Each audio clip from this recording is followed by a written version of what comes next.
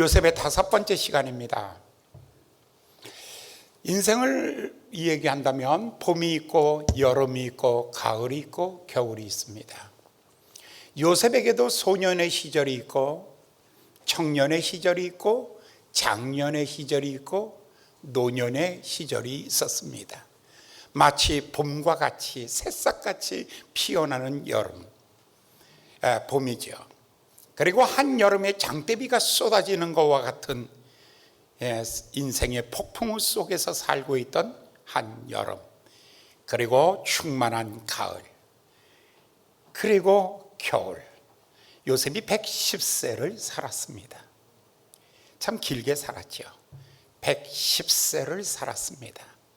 그 중에 17살까지는 봄같이 아버지의 그늘 아래서 그 아버지의 사랑, 아주 특별한 사랑, 특별히 요셉에게는 일찍 어머니가 돌아가셨기 때문에 아버지가 애 끓는 사랑으로 요셉을 사랑했습니다.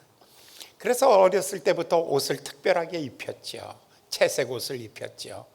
그 채색 옷은 가세르라고 하는 옷입니다. 이것은 장차 위대한 인물이 될 족장과 같은 리더십을 갖는 사람이 될 것이다 라는 기대로 이 아이에게 사랑을 쏟아부었습니다. 그리고 하나님도 그를 축복했죠. 하나님께서 그에게 꿈을 주시죠. 하늘의 들판에 있는 볕단들이 그에게 절하더이다. 해와 달과 별들이 절하더이다. 계속되는 꿈이었습니다. 요셉이 17세까지 인생 어떻게 살았는가라고 결정해보면 딱 2단어입니다.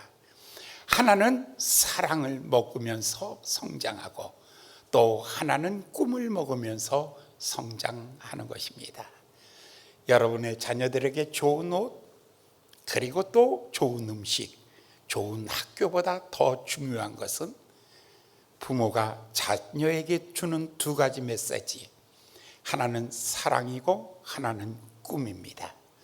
여러분의 자녀들도 이렇게 건강한 모습으로 자라가야 합니다. 그래서 요셉은 참 좋은 정직한 사람으로, 아주 순결한 사람으로, 그리고 반듯하게 인생이 잘 성장했습니다. 17세가 되었을 때 형제들이 그를 미워하기 시작하지요. 그래서 요셉을 은 20냥에 팔았습니다. 그래서 애굽의 종살이로 내려갔죠. 정처 없는 몸이 되었죠. 아버지의 사랑으로 입혀줬던 옷은 갈기갈기 찢겨져서 양의 피를 묻혀 그 아버지의 손에 돌려졌죠. 첫 번째 사랑의 옷은 그렇게 해서 찢어졌습니다. 형제들의 미움과 시기 때문에 가장 가깝고 가장 이해해 줄 사람이 찢는 거예요. 누가 가장 무서워요? 적이 무서운 것이 아니라 내부의 적이 제일 무서운 거예요. 그래서 적은 정당하게 대접을 해줄 수 있죠. 적장을 잡아도. 그래서 내부의 적은 치졸한 인간이라서 아주 잔인하게 처리를 하죠. 수많은 전쟁사에서 보면 그렇게 결정을 해요. 2번째 간 곳이 그가 보디발이라는 애굽 굉장히 높은 사람이에요. 모든 군권을 다 장악하고 있는 가장 강력한 리더십을 가지고 있는 보디발이라는 사람의 집에 그런 종살이 시작했어요. 해보지 않은 일들을 하는 거죠. 갑자기 신분이 왕자에서 노예로 전락해버리고 말았어요. 얼마나 자기 자신이 초라한지, 얼마나 자기 자신이 캄캄하고 절망스러운지 모르는 이런 절망의 자리에 빠져버리고 만 것이죠. 너무 열심히 일을 해요. 너무 새벽부터 저녁까지 열심히 일해요. 주인이 그를 보고 너무 쟤는 종이지만 주인 같은 종이야. 그래서 총무로 전체를 다 맡는 관리로 임명을 하죠. 그런데 요셉이 준수하고 아름다웠다라고 그렇게 말해요. 사람의 아름다움은 마음에서 나오는 거예요. 순결하고 정직하면 그 얼굴도 환하고 이쁜 거죠. 그래서 그 부인이 보디발의 아내가 그를 유혹하기 시작하죠. 그런데 정중하게 거절하죠. 당신의 주인께서, 나의 주인께서 이 모든 것은 다 나에게 맡겼지만 그러나 당신은 절대로 당신은 주인의 것이기 때문에 나는 당신과 가까이 할 수가 없습니다. 정중히 거절을 했죠. 그러나 그 여자는요, 사랑이 아니라 그 여자는 쾌락이죠. 그 여자는 계속해서 유혹을 하는데 그것을 벗어날 때에 그 여자가 잡으니까 옷을 벗고 도망을 갔죠. 두 번째, 그 보디발이 입혀준 그 옷은 그래도 모든 종들 가운데 탁월한 리더십, 어깨에 별 정도 달려있는 옷이었어요. 그 옷은 그 여자가 갈기갈기 찢어버리고 말았어요. 오히려 그렇게 신뢰하고 그렇게 믿고 따랐던 보디발의 아내가 자기에게 이런 상처를 주었어요.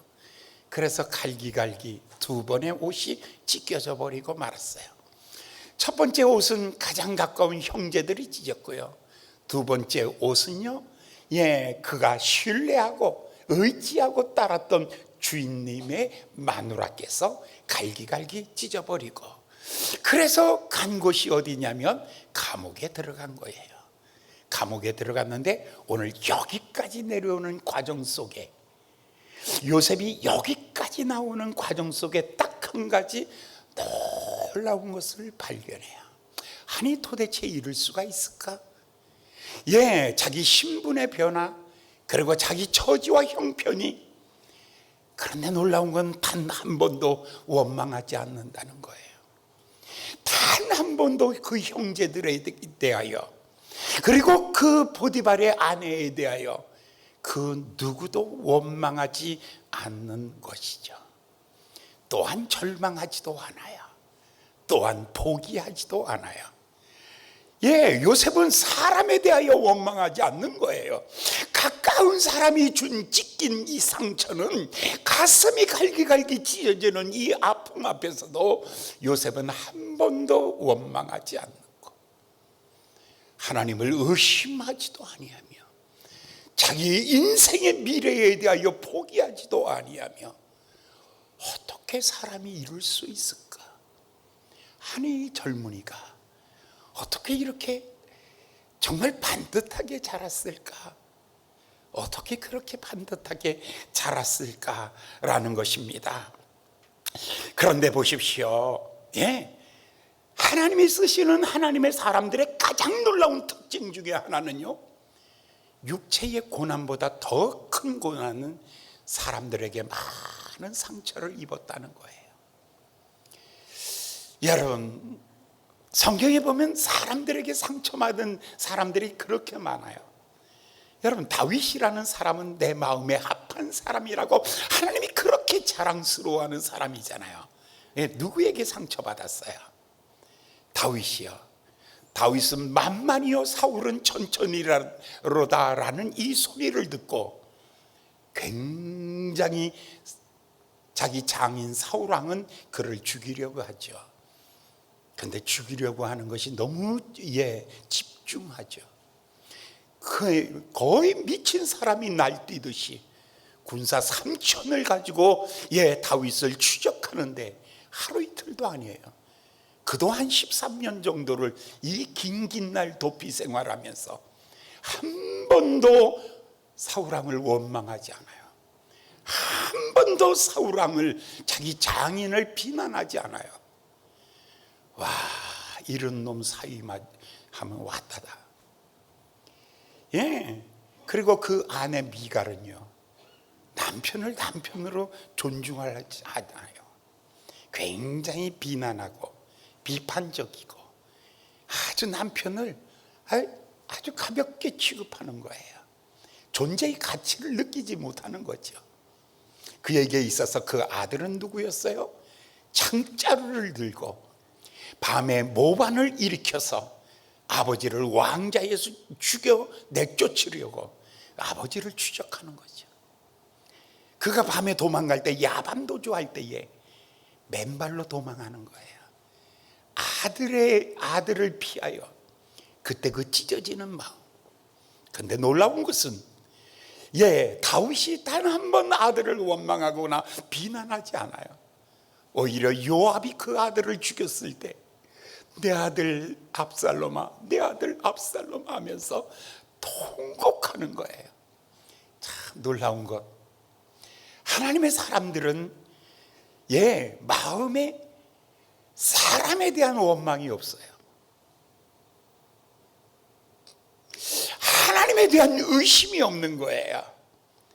자기 자신에 대하여 포기하는 절망이 없는 거예요. 얼마나 놀라워요. 참 놀랍죠. 여러분, 예수님도 그렇잖아요. 예수님의 제자들과 3년 동안 함께 그들은 먹고 마시고 능력과 모든 것을 다 보여주고, 그런데 어느 날 가룟 유다가 은 30냥에 스승님을 팔아요. 그러면서 키스하면서 이렇게 말하죠. 선생님 안녕하세요 라고 하면서 등에 칼을 들고 등에다 찍어요. 이런 가룟 유다. 그의 제자 중에 첫 번째 제자 수제자라는 베드로는 예수를 부인하고 저주하고 맹세하고 도망가 버리고 말았어요. 또 다른 제자들 10명의 제자들도 모두 다 도망가 버리고 말았어요. 그가 정말 하나님 앞에서 십자가에 달렸을 때에 나의 하나님 나의 하나님 어찌하여 나를 버리시나이까 하며 통곡하면서도 하나님께 자기 인생을 하나님 앞에 맡겼어요. 지난 주간에 갑자기 어떤 카톡이 하나 왔어요. 카톡에 우리 교인의 어떤 교인들의 아픔을 얘기해요. 장사가 안 되고, 그래서 계속해서 마이너스 나고 있는데, 그래서 빚이 늘어나고 있는데, 그 가게 주인은 가게세를 올리라고 그러고 관리비 올리라고 그러고 이제 더 이상 버틸 수가 없어서 이제 마지막에 이거를 가게를 내놓아도 나가지도 않고, 그런데 주인은 이거 다 철수하고 원상복귀하고 나가라고, 그런 얘기를 카톡에 이만큼 장문의 글을 봤어요. 자, 누구를 원망할 수 있어요? 누구를 원망할 수? 그래서 오늘 아침에 예배에 참석했길래 설교하면서 마음속으로 참 많이 울었어요. 그분과 눈을 마주 대할 수가 없었어요. 지금 요셉이 감옥 안에서 있는 이 모습을 보면 그가 정직했고 순결했고 그가 땀을 흘려 일했던, 열정적으로 일했던 사람이 결과가 이거예요. 결과가 감옥이에요. 갈기갈기 옷이 다 찢어져 버리고 감옥 속에 빠져있는 이 요셉의 모습, 이때 차라리 원망이라도 하고 차라리 그냥 좀 그랬으면 인간다운데 그거마저 없는 모습을 보면서 정말 대단하다. 어떻게 이렇게 원망이 없을까? 어떻게 이렇게 또 절망이 없을까? 여러분, 이제 좀 지나면 우리가 다 같이 모이는 설날이 되잖아요. 가족이 모이면 부모 때문에, 자식 때문에, 형 때문에, 동생 때문에, 누구 때문에. 그래서 모일 때는 그냥 다 같이 기쁨으로 모였다가 갈 때는 대판 싸우고 가고 다시는 오나 봐라. 그런데 또 설날이니 또 안 갈 수도 없고 갈 수도 없고, 이런 마음이 무거운 때, 여러분 정말 이렇게 가장 가까운 사람에게 상처를 입을 때에 여러분 뭐라고 하나님이 말씀해야 되는데 하나님은 침묵하고 계시고 그럴 때에 어떻게 이 모든 것들을 이겼을까? 나도 이해할 수 없는 내 삶에 대하여 나도 아무것도 실마리가 풀리지 않을 이런 문제 앞에서 요셉이 어떻게 이 아픔을 이겼을까라는 거예요. 우리가 지난 시간에 보았던 가장 놀라운 메시지 하나를 봤어요.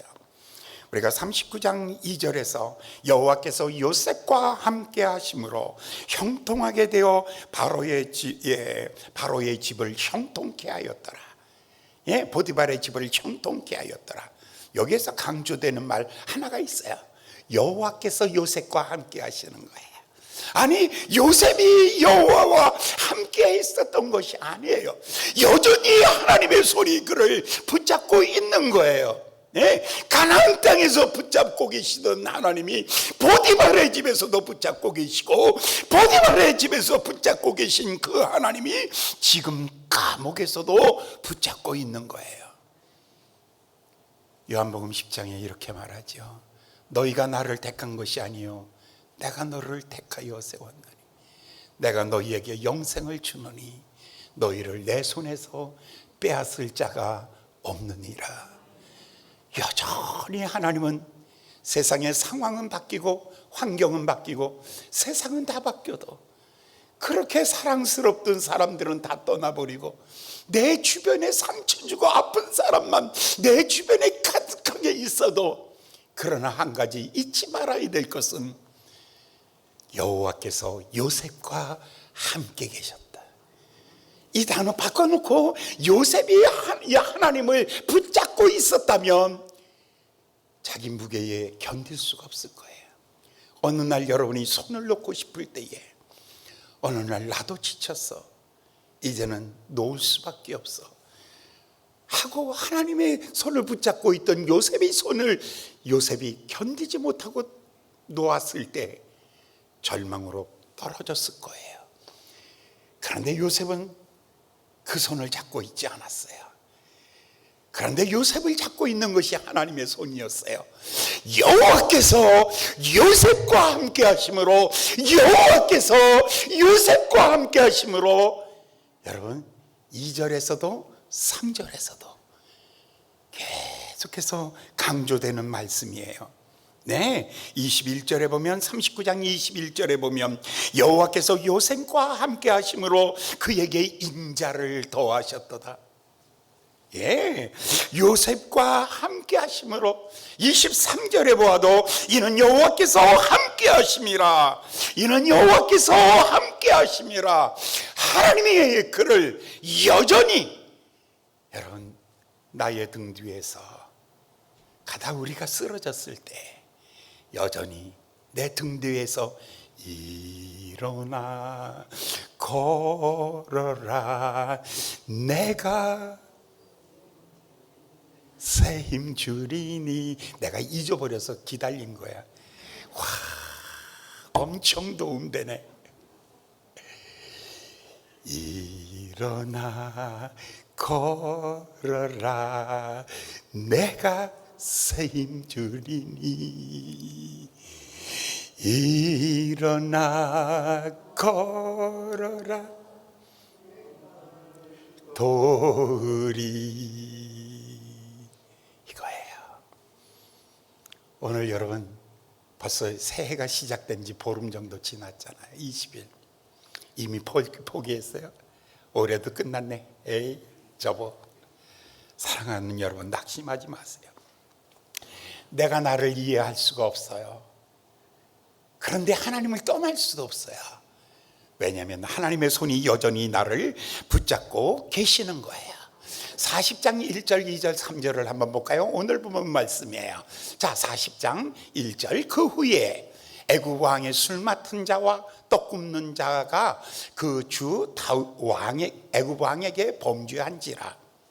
바로가 그 두 관원장, 그 술 맡은 관원장과 떡 굽는 관원장에게 노하여 그들을 시위 대장의 집 안에 있는 옥에 가두니 곧 요셉에 갇힌 곳이라.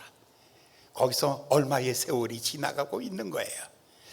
도대체 왜 하나님은 나를 이곳에 보내셨나이까? 라고 하면서 있는 거예요. 여러분, 자기 스스로도 자기 문제가 해결되지 않아요. 고민해도, 인간을 만나봐도 그 누구도 요셉에게 정답을 가르쳐 줄 자가 없어요. 아무도 그에게 해답을 가르쳐 줄 자가 없어요. 인생에 해답이 없는 거예요. 이 캄캄한 곳에 있는데 어느 날 술 맡은 관원장과 떡 맡은 관원장, 한 사람은 주방장이고 한 사람은 연회장이에요. 왕의 측근 중에 측근이에요. 당시에 바로는 누구예요? 파라오. 예, 애굽의 제국의 황제예요. 여러분, 애굽이라는 나라가 얼마나 대단한 나라인 줄 아세요?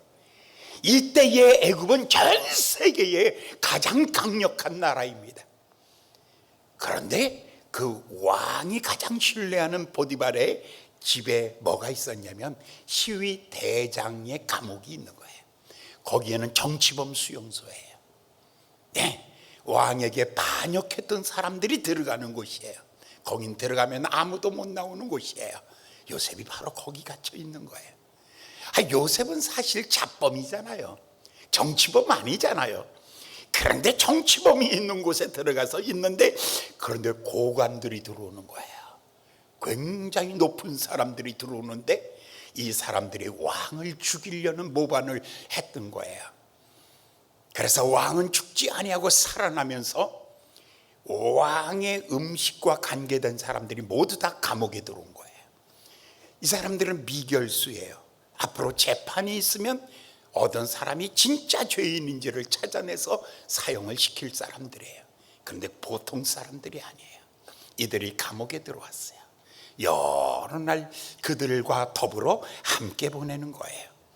요셉이 여기에서 함께 있으면서 왕의 스타일, 왕의 식성을 배웠을 거예요. 왕의 건강을 배웠을 거예요. 왕이 좋아하는 음식도 배웠을 거예요. 왕이 싫어하는 것도 배웠을 거예요. 연애를 베풀면 사람들이 모여오잖아요.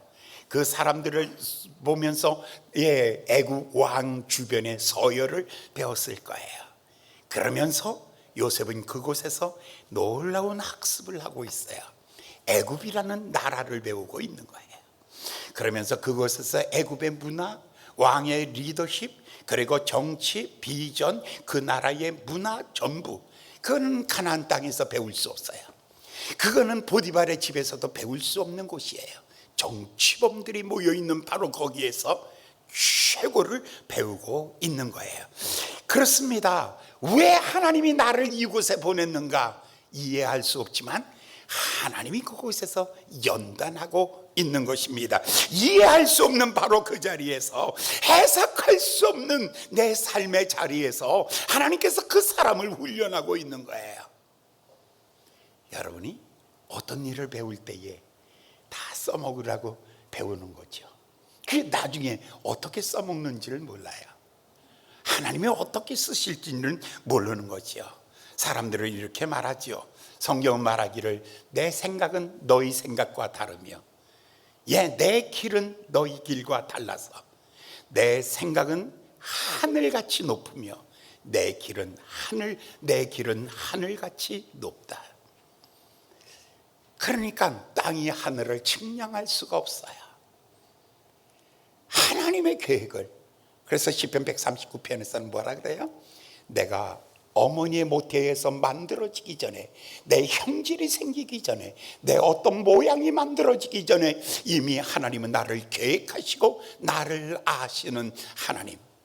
나에 대하여 얼만큼 계획하셨냐면 모래보다도 더 많은 하나님의 계획. 하나님은 나에 대하여 비전을 가지시며 하나님의 그 모든 과정 속에서 나를 다루실 것에 대하여 하나님이 이미 알고 계신 하나님이시죠.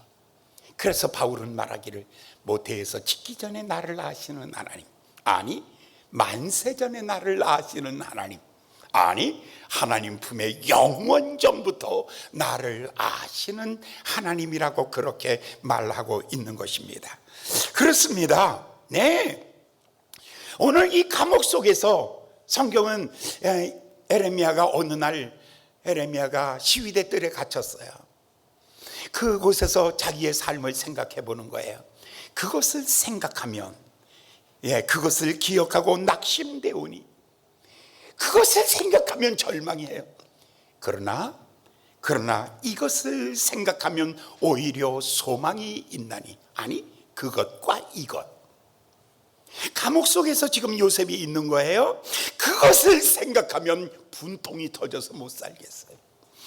그놈들을 생각하면 분통이 터져서 못 살겠던 거예요. 그놈들을 생각하면 정말 분통이 터져요. 그런데 이것을 생각하면 이 자리에도 여전히 나와 함께 계시는 하나님, 나를 향하여 내가 다 알지 못하는 계획을 갖고 계시는 하나님, 나보다 어쩌면 더 많은 계획을 나에 대하여 아시며 계획하신 하나님, 이것을 생각하면 아침마다 은혜스럽습니다. 아침마다 은혜스럽습니다. 이거예요. 요셉의 삶은 바로 첫 번째, 하나님이 여기도 함께 계시며, 여기서 하나님은 그것을 버리고 이것을 생각하라고 하시는 하나님. 사랑하는 여러분, 절망의 깊은 자리에 빠졌을 때에 그것을 생각하며, 과거를 생각하면서 여러분 마음에 이빨 갈면서 인생을 살지 마세요. 지나간 흘러간 물이 방아를 돌릴 수 없듯이 지난 나를 후회하면서 한을 가지고 살지 마세요. 그것을 생각하면 낙심되오나, 이것을 생각하면 아침마다 나는 새롭습니다. 이것이란 무엇입니까? 하나님이 여기도 함께 계시며 여기서도 일할 거리를 주심을 감사합니다. 4절을 보면 일할 거리가 나와요. 드디어 두 사람이 왔을 때 시위대장이 요셉에게 그들에게 수종하게 하매 요셉이 그들을 섬겼더라. 그들이 갇힌 지 수일이라.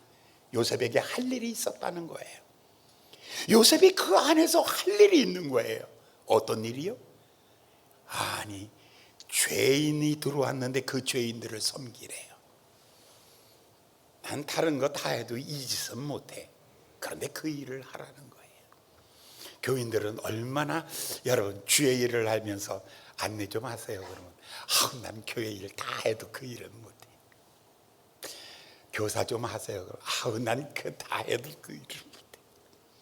여러분 선택하지 마세요. 일 못하는 사람이 선택하는 거예요. 어떻게 해요? 시위대 뜰에 갇혀 있는데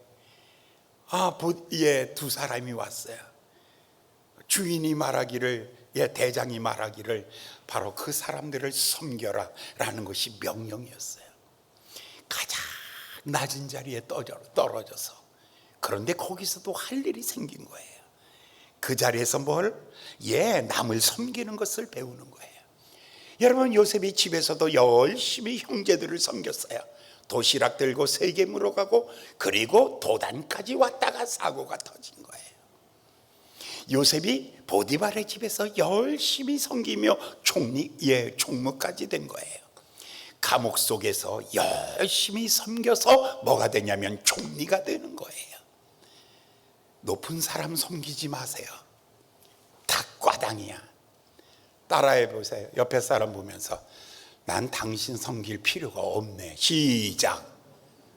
당신 잘 나가는 사람이니까. 누구를 섬겨야 한다고요? 가장 낮은 사람, 가장 절망하는 사람, 가장 고통스러운 사람, 그 사람을 섬기는 거예요. 지금 섬김의 훈련인데, 섬김의 훈련인데 어디서요? 감옥에서요. 바로 죄수들이에요. 그들을 섬기는 것을 배우고 있는 거예요. 여러분, 하나님 앞에 쓰임받을 준비하십시오. 하나님, 내가 여기 있사오니 나를 써주시옵소서. 언제든지 좋습니다. 무엇이든지 좋습니다. 언제든지 무엇이든지 영원히 섬깁니다. 아주 어떤 부자가 있어요. 큰 회사를. 근데 그 사장님이 해외 출장을 보내야 되는데 몇 명 직원들을 앉혀놓고, 자, 누가 지금 프랑스에 그 출장 가야 되는데 누가 갔으면 좋을까? 너가 가는 게 어때? 그러니까 딱 하는 말이, 사장님, 저 말고요, 저요. 제가요, 더 급한 일이 생겨가지고요. 저 다음번에. 그래? 그럼 너. 그랬대. 아유, 사장님, 그 갈 준비하려면요, 적어도 몇 달 걸릴 텐데요. 그래? 그럼 마지막에 너는 어때? 그랬더니, 가겠습니다. 넌 언제면 돼? 아니요, 지금 떠나겠습니다. 그 놀라운 거죠. 바로 그 사람이 나중에 그 회사 후계자가 되죠. 미국의 3대 기업, 미국의 가장 강력한 기업의 리더는 어떤 사람이었는가? 준비된 사람이에요. 명령이 떨어지면 그날 시작하는 거예요. 내게는 내일이 없어요. 그리고 일에 무슨 일을 당하든지 어떤 일이든지 나는 다 할 수 있다. 집안에서도 일할 수 있고 보디발의 집에서도 일할 수 있고 나는 감옥에서도 일할 수 있다. 나는 전천후. 일 못하는 사람이 차 띄고 포 띄고 하다가 나중에 할 일이 없어요. 나중에 남들이 그렇게 말해, 저 사람은 이게 스켜보는데 아니에요. 그러면 이거 아니에요. 당신은 일꾼 아니야. 한 번, 두 번, 세 번 거절하면 그 사람에게는 다시는 일 안 시켜요. 여러분, 하나님이 쓰시겠다 할 때에 거절하지 아니하고 아멘으로 나아갈 수 있는 여러분 되시기를 예수님의 이름으로 축원합니다. 지금 요셉이 감옥에서 하나님이 나와 함께 계신다는 것 첫 번째예요. 두 번째가 뭐냐면 어디서든지 나는 소중하게 쓰임 받는다라는 긍지를 갖는 거예요. 어디서든지 나는 이 마음을 갖고 있는 것이죠. 변함없이 건강할 때나 병들 때나 잘 될 때나 안 될 때나 성공할 때나 실패할 때나 어디서든지 섬김의 자세를 갖는 거예요. 이게 스타일이에요. 그 사람의 체질이 되어버리고 마는 거예요.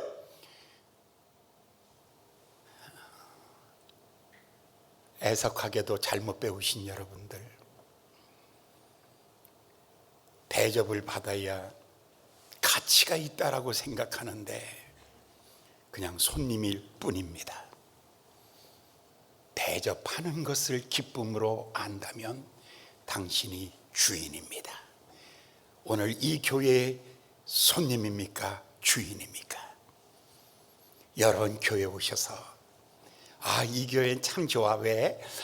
이렇게 잘 섬기는 사람이 많아. 네, 언제든지 손님으로 오십시오. 당신에게는 마음 열지 않습니다. 그러나 무엇이든지 섬기려는 사람, 그 사람이 바로 이 교회의 주인입니다. 하나님은 손님에게 상 주지 않습니다. 주인에게 상 주시는 겁니다. 감옥이었지만, 그가 비록 감옥 속에 있었지만 바로 거기가 주인의 자리였습니다. 주인의 자리는 또 달라요. 5절, 6절 한번 볼까요? 옥에 갇힌 애굽 왕의 술 맡은 자와 떡 굽는 두 사람이 하룻밤에 꿈을 꾸니 각각 몽조가 다르더라. 6절, 아침에 요셉이 그들을 들어가 보니 그들에게 근심빛이 있는지라. 7절, 요셉이 그 주인의 집에 자기와 함께 갇힌 바로의 관원장들에게 묻되 당신들이 오늘 어찌하여 근심빛이 있나이까? 자, 여기 섬김의 포인트가 여기 있어요. 섬겨라. 그러니까 아침에 물 떠다 주고, 물 떠다 놨어요. 수건 갖다 주고, 수건 갖다 놨어요 하는 것은 그냥 요식행위예요. 어떤 사람에게 일을 시키면 이렇게 일하는 사람이 있어요. 양을 찾되 어떻게 찾으라고요? 찾도록 찾으라는 거죠. 그러니까 아침에 가서 먼저 뭘 살펴요? 얼굴을 살피는 거죠. 이 사람의 컨디션을 먼저 보는 거죠. 딱 딱 보니까 얼굴에 근심이 있는 거예요. 그래서 그에게 묻는 거죠. 어젯밤에 잠 잘 못 주무셨어요? 얼굴을 보니까 근심이 있네요. 마음에 무거운 근심이 있네요. 그거 나한테 말해줄 수 있나요? 섬겨도 마음을 헤아려 섬기는 사람. 안내를 해도 주보, 아유 오셨네, 할렐루야, 할렐루야. 이거는 요즘에 앞으로는 안내도 어서오세요 하는 거 있잖아. 로봇 딸랑딸랑 그거 딱 입력해서 놓으면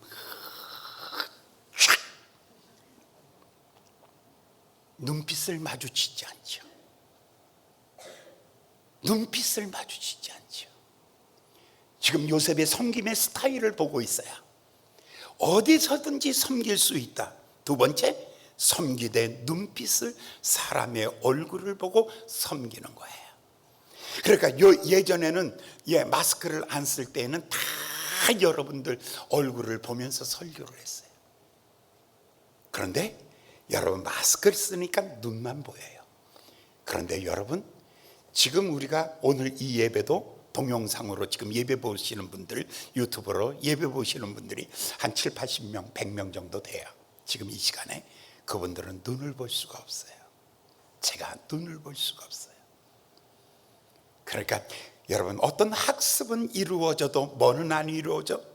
눈은, 마음은, 지식은 입으로 말하고 마음은 뭘로 말한다고? 눈으로 말하는 거예요. 마음속에 무거운 짐을, 그것을 해결해 주고 싶은 거예요. 사랑하는 여러분, 이렇게 당신 마음속에 무거운 짐이 있으면 그걸 말해 주세요 라고 이렇게 말했어요. 그랬더니 8절 그들이 그에게 이르되 우리가 꿈을 꾸었으나 이를 해석할 자가 없도다. 요셉이 그들에게 이르되 해석은 하나님께 있지 아니하나이까 청컨대 내게 고하소서. 여기서 참 놀랍죠. 내가 꿈을 꿨는데 이 꿈은 정말 내가 뭔지 모르겠어. 이걸 내게 설명해 줄 사람이 없어. 그러면 요셉이 이렇게 말할 거야. 말해보세요. 내가 알면 말할게요. 내가 해석해 주는 줄 알아요. 여러분, 아무도 인생은 해석해 줄 사람 없어요. 누가 여러분을 인생을 해석해 줄 수 있겠습니까? 요셉이 이렇게 말해요. 하나님께 있나이다. 인생의 해석은 하나님이 하시나이다 라고 이렇게 말하고 있는 거예요. 가짜는 실력 가지고 누구를 재단하지 마세요. 가짜는 실력 가지고 누구를 정죄하지 마세요. 대충 아는 지식 가지고 누구를 가르치지 마세요. 책 몇 권 읽고 누구를 가리키려고 하는 것, 이것이 오만함입니다. 인생은 아무도 해석할 수 없습니다. 인생은 오직 누구만이 아시냐면 하나님만이 아십니다. 요셉의 믿음을 보십시오. 이 사람이 지금 무거운 짐, 이 짐 때문에 내가 어떻게 하면 좋을까? 내가 이것을 다 너에게 오늘 말해야 되니? 라고 할 때에 나한테 다 얘기하세요. 돈 내가 줄게요. 직장 내가 줄게요. 아니죠. 사람을 볼 때 이렇게 보셔야 돼요. 나는 저 사람에게 아무것도 할 수 없다. 그런데 하나님이 저 사람에게 해석할 수 있다. 하나님이 저 사람을 살릴 수 있다. 할렐루야. 누가요? 하나님이요. 하나님이. 정말 인생 의사도 안 된다고, 이제 며칠 남지 않았다고, 어제 그제밤에 이제 병원에도 못 가요. 중환자실에 있는데, 그래서 그랬어요. 집사님, 부인에게, 집사님, 중환자실에 나는 못 가도 집사님이 갈 수 있죠. 그러니까 그러면 이걸 가지고, 핸드폰을 가지고 영상통화를 가서 시도하세요. 영상통화를 다 켰어요. 나랑 이제 통화가 됐어요.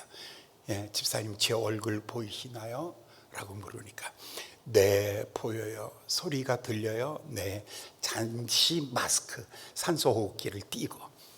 들리시나요? 들려요. 이제 시간이 없으니까 기도할게요. 집사님, 귀에다가 대시고 아멘으로 화답했으면 좋겠어요.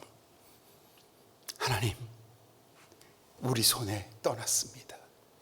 의사의 손도 아무것도 할 수 없습니다. 그러나 이분은 여전히 하나님의 손에 있습니다. 여전히 하나님이 경영하고 있는 줄 믿습니다. 사람의 호흡은 하나님의 것입니다. 하나님, 치료의 영을 주시고 이 자리에서 하나님 새롭게 하여 주시옵소서. 그랬더니 눈물이 나서 더 이상 기도할 수가 없어서, 집사님, 하나님께 맡기고 기도 계속하세요. 그리고는 끊었어요. 섣불리 목사가, 그래, 당신 3일 더 살 거야. 그렇다고 더 사라집니까? 당신 오늘 잘 될 거야. 그렇다고 잘 되는 겁니까? 립싱크 하지 마세요. 그게 더 큰 상처를 갖추는 거예요. 괜히 하는 척 하지 마세요. 더 마음 아픈 거예요. 요셉이 얼마나 겸손하게 섬깁니까? 아픔이 있어요. 나에게 말씀해 보세요. 아니, 네가 어떻게 그걸 다 해결해? 아니요, 하나님이 계십니다. 해석은 하나님이 하십니다. 치료는 하나님이 하십니다. 능력은 하나님께 있습니다. 생명은 하나님께 있습니다.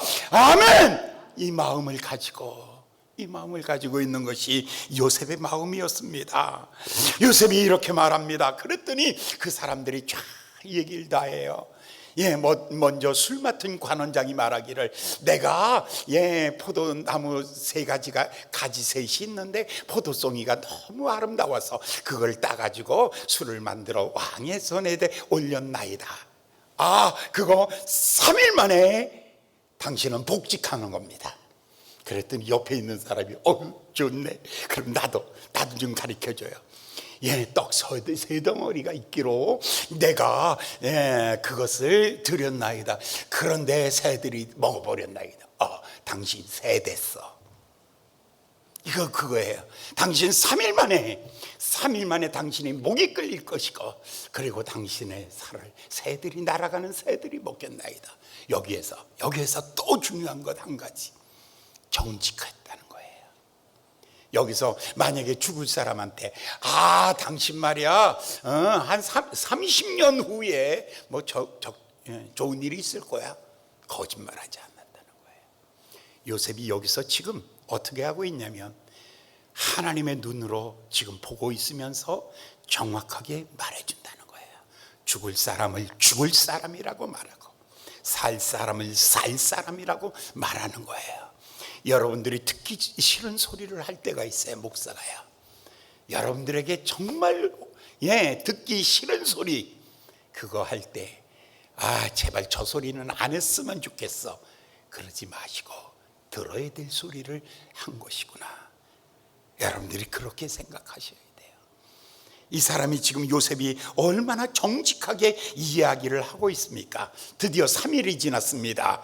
드디어 왕의 생일날이 되었습니다. 잔칫날이었습니다. 그들은 그대로 이루어졌습니다. 술 맡은 관원장은 복직했고 이 사람은 사형을 당했습니다. 그리고 난 다음에 요셉이 그 사람에게 떠날 때 이런 부탁 하나 했어요.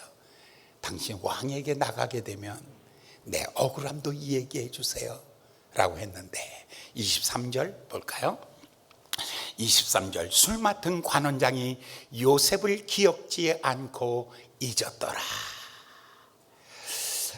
진짜 이 인간이 진짜 잘 되면 좀 나눠 먹자 그랬는데 이 인간이 홀딱 그냥 좋아가지고, 여러분, 여기에서 그들이 나를 잊을지라도 누구는 잊지 아니하였다고요? 하나님은 안 잊어요. 하나님은 잊지 않아요. 여러분, 사람이 여러분에 대하여 기억하지 아니할 때에, 여러분이 선을 행한 것을 기억하지 아니할 때에, 은혜를 원수로 갚을 때에 여러분의 마음에 상처받지 마세요. 하나님이 잊지 아니하시는 분은 하나님이십니다.